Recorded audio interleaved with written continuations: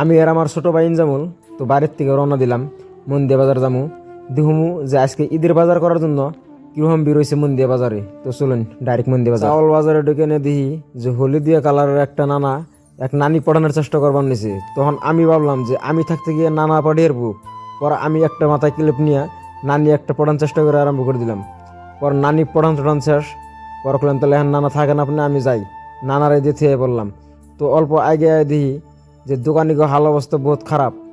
এখন দোকানিটার কান্দাকাটি লাগাইছে গরিবার বানিয়েছে সিধে আয় নিয়ে।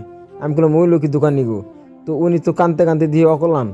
আমি বললাম ভাই হয়েছে কি কয় আজকে ভাই আমি প্রতিজ্ঞা করছি আজকে উঠুম না। আমি বললাম কে কয় এমনি উঠুম না কয় আমার দোকানে কাস্টমার নাই বেকের দোকানে কাস্টমার বেশি। তো বেকে বেশি হারতেছে না উনি ঘুমবার বানিয়েছে ঈদের বাজার ওইটা কি একটা দোকানের কাম হয়েছে কোন এই দোকানে কি ভাত করে খাইবো স্যাম একবার আমার না খালি উল্টা কাম করবো। তার মানে আমিও যেমনি খালি উল্টা কাম করি তো এই দোকানিটা মানে এমন প্রতিজ্ঞা করছে উল্টা কাম করবো মানে সবাই যা যে যাবে সে গিয়া ওনার কোনো আহ না যায় না উনি হইছেই। তো হওয়ার সময় কোনো বেচা কিনি না। তাইলে এই দোকানের ভবিষ্যতের প্রহর কত বেশি আপনারা কমেন্টে জানাবেন। ধন্যবাদ।